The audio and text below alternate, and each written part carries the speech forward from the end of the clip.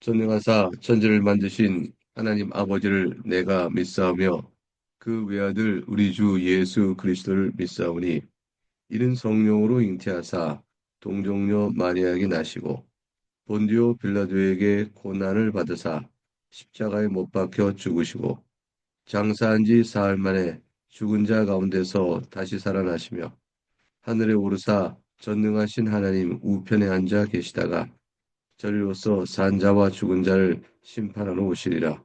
성령을 믿사오며 거룩한 공예와 성도가 서로 교통하는 것과 죄를 사하여 주시는 것과 몸이 다시 사는 것과 영원히 사는 것을 믿사옵나이다. 아멘. 함께 찬송하겠습니다. 찬송가 266장, 266장, 주의 피로 이룬 샘물, 1절과 3절을 찬송합니다. 주의 피로 이룬 샘물 참 깊고 넓도다. 구원하는 전 크신 능력 다 찬송할지다. 찬송하세 주의 보혈 그 샘에 지금 나아가 죄에 빠진 이몸 그 피로 씻어 맑히네. 주 예수를 깊이 아는 놀라운 그 은혜 하늘나라 즐거움이 매일 새롭도다. 찬송하세 주의 보혈 그 샘에 지금 나가 죄에 깊이 빠진 이몸 그 피로 씻어 맑히네. 네, 함께 살필 국편 하나님의 말씀은 오늘부터는 누가복음을 읽어가기 시작합니다. 죄송합니다. 누가복음 1장 1절부터 25절까지 말씀입니다.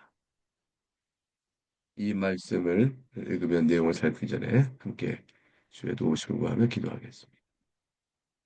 사랑과 긍휼이 풍성하신 하나님 아버지, 이 아침에 우리가 여러 사정을 가지고 주 앞에 모입니다. 저에게 가장 우선적인 것은 하나님의 영광이요 주 안에서 내리시는 하나님 나라와 그 의를 구하는 것이며 또 주 안에서 이로 인해 즐거워하는 것입니다. 그러면서 또한 인생 사는 동안에 연약한 인생, 죄된 세상 가운데 사는 우리를 불쌍히 여겨주시길 바라옵고 여려 형편과 처지 안에서 주의 손길만을 바라봅니다. 하나님 아버지 우리를 불쌍히 여겨 주시옵고 오늘도 특별히 260 여호수아 누가복음 1장 1절에서 25절을 읽으며 말씀을 살필 때에 하나님께서 도우셔서 내용을 잘 깨달아 깨우쳐 우리 심령에 적용하며 이전보다 더 나은 주를 향해 한 걸음 더 나아가는 복된 이 아침이 되도록 이 하루가 되도록 주 도와주시옵소서. 감사하고 예수님 이름으로 기도합니다. 아멘. 예, 누가복음은 1장부터 끝인데 그 내용이 어떠한 책인지 우리가 익숙히 잘 아는 바입니다. 1절부터 4절의 주의 말씀을 먼저 같이 제가 봉독하도록 하겠습니다. 우리 중에 이루어진 사실에 대하여 처음부터 목격자와 말씀에 일꾼된 자들이 전하여 준 그대로 내력을 저술하려고 붓을 든 사람이 많은지라. 그 모든 일을 그론부터 자세히 미루어 살핀 나도 데오빌로 각하에게 차례대로 써보내는 것이 좋은 줄 알았노니 이는 각하가 알고 있는 바를 더 확실하게 하려 함이로라. 하나님의 말씀입니다. 하나님께 감사합니다. 누가복음을 저술한 누가는 의사였습니다. 그 의사가 이제 먼저 누가복음을 쓰게 된 이유를 그 목적을 또 어떻게 쓰게 됐는지 일종의 서문과 같이 간단하게 먼저 이렇게 밝히고 있습니다. 데오빌로에게 정확하게 예수 그리스도에 관한 복음의 사실을 전하고자 함이 목적이라 밝히고 있습니다.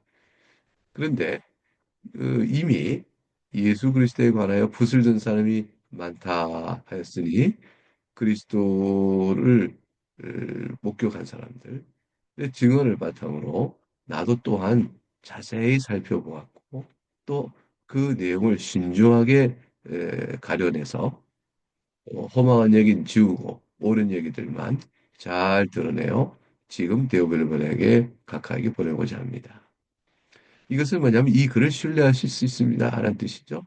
사랑하는 교회 여러분, 누가복음은요, 저자인 의사가 누가는 의사였어요. 그러니까 정확한 사실에 기초해 쓰고 있다라고 신뢰를 기초로 차근차근 전해줍니다. 여기 있는 기록된 건 전부 사실은 얘기죠. 그러니까 기록된 내용을 여러분 읽고 확신 가운데 가져줬습니다. 라고 확실하게 말하고 있는 것이죠. 누가 있는 여러 얘기 중에서 현대인의 관점에서 또 내가 경험하지 못하거나 내가 이해하지 못한다 하여 이거 이룰 수 있겠는가라고 싶어 의문을 갖는 일들이 있을 수 있어요.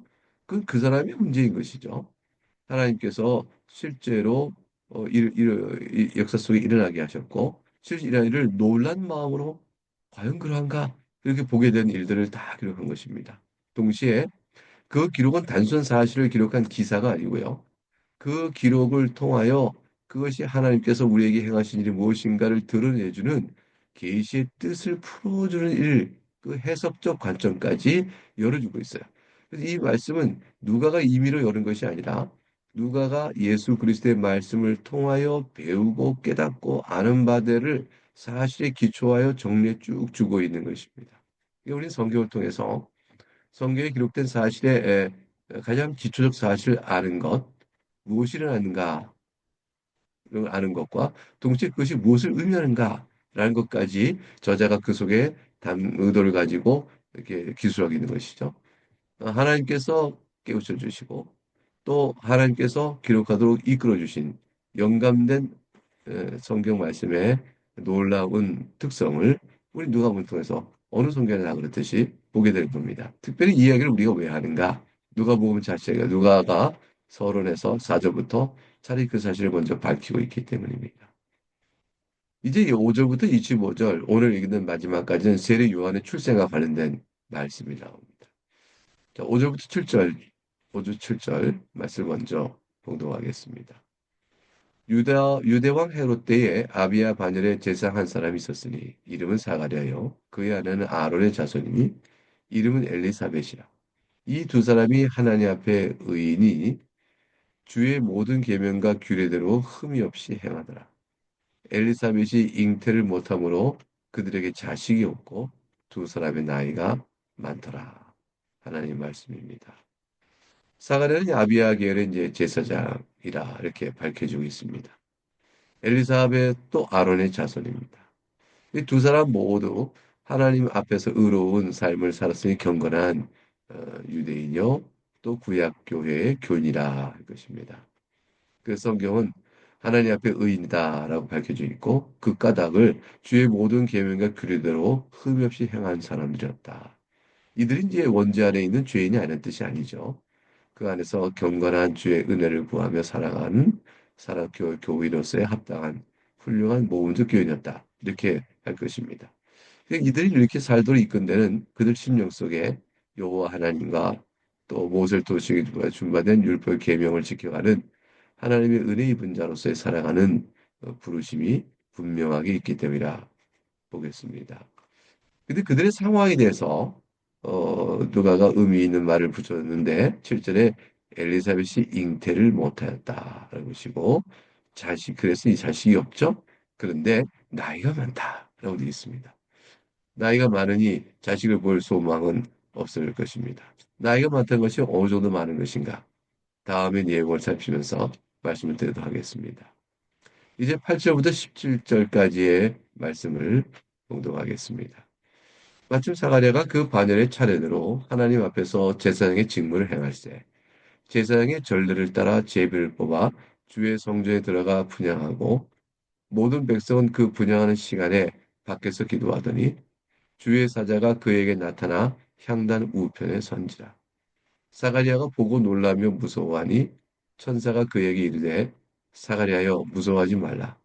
너의 간구함이 들린지라. 내 아내 엘리사벳이 내게 아들을 낳아 주리니 그 이름을 요한이라 하라. 너도 기뻐하고 즐거워할 것이요 많은 사람도 그의 태어남을 기뻐하리니 이는 그가 주 앞에 큰 자가 되며 포도주나 독한 술을 마시지 아니하며 모태로부터 성령의 충만함을 받아 이스라엘 자손을 주 곧 그들의 하나님께로 많이 돌아오게 하겠습니다. 그가 또 엘리야의 심령과 능력으로 주 앞에 먼저 와서 아버지의 마음을 자식에게 거스른 자를 의인의 술기에 돌아오게 하고 주를 위하여 세운 백성을 준비하리라.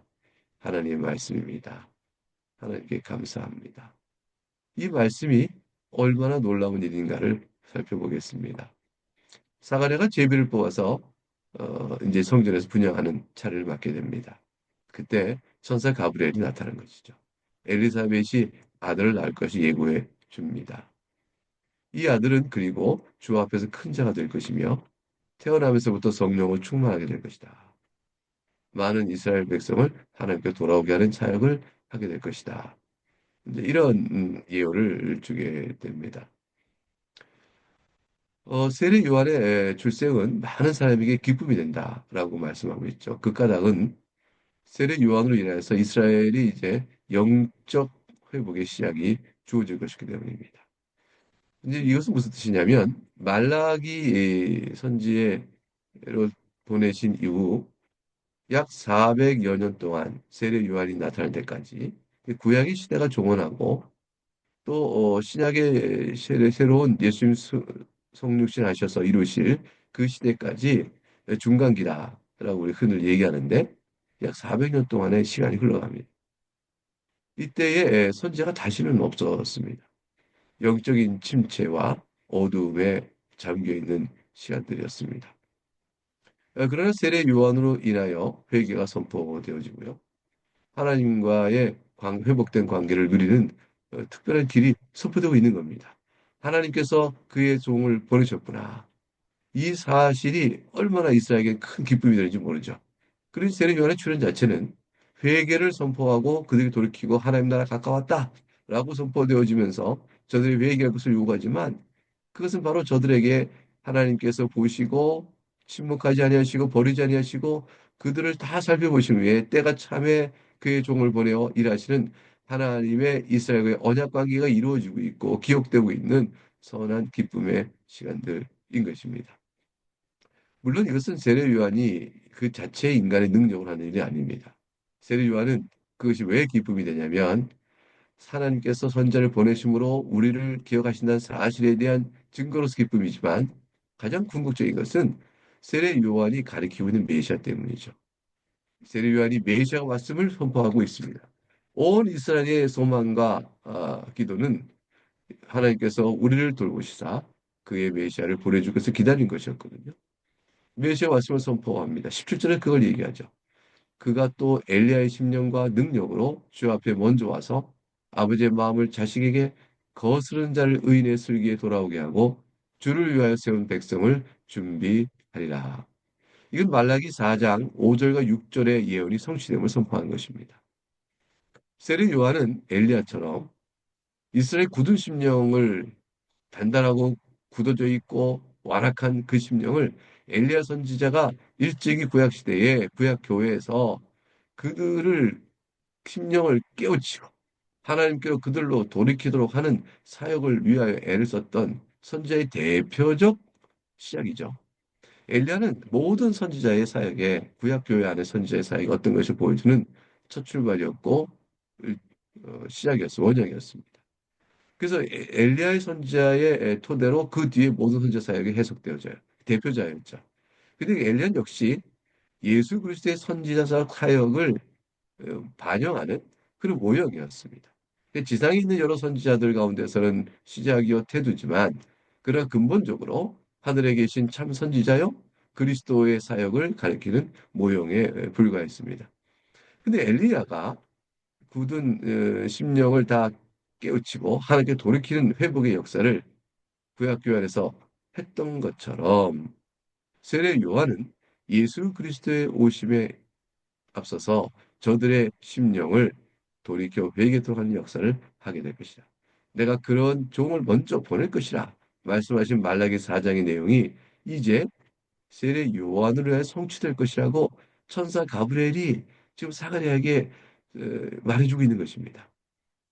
이 예언의 성취는 하나님께서 하실 일이죠. 그러므로 신앙으로 믿으면 되는 일입니다. 하나님께서 이것을 이루실 것을 천사를 알렸습니다. 내 아내 엘리사벳이 네게 아들을 낳아주리니 그 이름을 요한이라 하였습니다. 아들을 낳아줄 것이라고 말씀하셨고 하나님이죠. 이름까지도 요한이라고 일러 주셨습니다. 그러면 사가랴는 하나님을 믿고 하나님의 약속을 믿어야 하는 것이죠. 그것을 가리켜서 우리는 신앙이라 이렇게 얘기합니다. 사실 사가랴는 성전에서 분향을 하는 제사장 책임을 다하면서 경건한 사람이었고 당시 유대인이 다 그러듯이 실제로 하나님께서 이스라엘 구원을 이루어주길 간구했던 사람이었습니다. 그러한 사가랴에게 천사가 나타난 것이에요. 그리고 사가랴와 엘리사에게 아들을 주겠다 하시고 그가 메시아 오심을 예비하는 선지자가 될 것이라 말라기 4장의 내용을 인용해 적용해 주셨죠. 그리고 그가 과연 메시아를 가리키게 될 것이라고 말씀했습니다. 그렇다면 사가랴 심령 속에 이스라엘 회복의 때를 기다려왔던 사람이라면 이 놀라운 간구에 자신의 기도의 간구가 과연 이제 때가 되어 나타날 거라고 말씀해 준 사실을 묵도하고 있는 것이죠. 그리고 그것을 사가랴와 엘리사벳에게 아들을 주시는 놀라운 일을 통해 이루실 거라고 말씀하신 것입니다. 자, 어느 게 더 큰 놀라움일까요? 아니, 엘리사벳이 임신하여 아들을 낳는다고요? 이거 굉장히 놀라운 일이죠. 믿기 어려운 일일 것입니다. 그런데 약속된 메시아가 이제 오신다고요? 이 또한 어마어마한 말씀이죠. 그렇게 기도하고 간구했던 언제쯤 이 일을 주께서 기억하시 이루실 것인가? 그 메시아 오시는 사실은 하나의 기적일 것 같은 일이죠. 사람은 눈에 보이는 것에 묶여서 아마도 엘리사벳이 늙었는데 아이를 갖겠다는 사실이 이것이 더 놀라운 사실이라고 생각할지 모릅니다. 그러나 메시아가 과연 정말 때같이 오셨다. 그토록 우리가 소망에 기도했던 일들이 이루어진다. 이 사실에 대한 놀라움을 상대적으로 덜 갖게 될까요? 사가랴는 자신이 기도하고 간구했던 바, 온 이스라엘 기도대로 관 하나님께서 메시아를 보내신다는 말씀을 인하여 너무 놀랍고 기뻐서 그것을 기뻐했다면, 그것이 너무 압도됐다면 엘리사벳을 통해서 아들 주시고 그 오심을 예비하게 하는 하나님의 일에 대해서는 의심을 품을 일이 없게 되는 것이죠. 메시아를 보내신 하나님께서 넉넉히 그 일을 이루실 것이라. 이것은 이미 아브라함이 어, 그너 백세에 대해서 아들을 얻었던 이런 놀라운 사실을 이미 알고 있는 본인으로서는 하나님께서 이 메시아를 보내심에 아브라함이 약속하신 언약을 이루시려고 마침내 보내심에 이 일 속에서 아브라함과 자식아 자신이 대비가 되고 있는 거죠. 사라와 엘리사벳이 대비가 되고 있는 것이에요. 그 상황에서 일하시는 하나님의 손길을 보고 그들이 감사하며 찬양하지 않을 수 없고 신앙으로 받을 일이었습니다. 그런데 사가랴는 어떤 반응을 보였을까요? 여러분이라면 어떻게 하실까요? 18절 22절 주의 말씀입니다. 사가랴가 천사에게 이르되 내가 이것을 어떻게 알리요? 내가 늙고 아내도 나이가 많으니이다. 천사가 대답하여 이르되 나는 하나님 앞에 서 있는 가브엘이라 이 좋은 소식을 전하여 네게 말하라고 보내심을 받았노라. 보라 이 일이 되는 날까지 네가 말 못하는 자가 되어 능히 말을 못하리니 이는 네가 내 말을 믿지 아니함이거니와 때가 이르면 내 말이 이루어지리라 하더라. 백성들이 사가랴를 기다리며 그의 성전 안에서 지체함을 이상하게 여기더라. 그가 나와서 그들에게 말을 못하니 백성들이 그가 성전 안에서 환상을 본 줄 알았더라. 그가 몸짓으로 뜻을 표시하며 그냥 말 못하는 대로 있더니 하나님 말씀입니다. 하나님께 감사합니다. 사가랴가 나이가 많아 이를 잊지 못했다. 이렇게 기록되어 있습니다. 무엇을 근거로 이걸 알겠는가? 내가 여기에서 이제 어떻게 이런 질문을 던지죠. 이 말의 뜻은 아내가 나이 많기 때문에 믿기 어렵다. 그러니 믿지 못할 만한 근거는 확실합니다. 그렇다면 반대로 믿을 만한 근거는 무엇이 있겠습니까? 라고 묻는 뜻인 것이에요. 엘리사의 나이는 정확히 알 수는 없습니다. 일반적으로 나이가 많다라는 표현 속에 아이를 더 이상 가질 수 없는 나이가 되지 않았나. 그것은 분명한 것 같고요.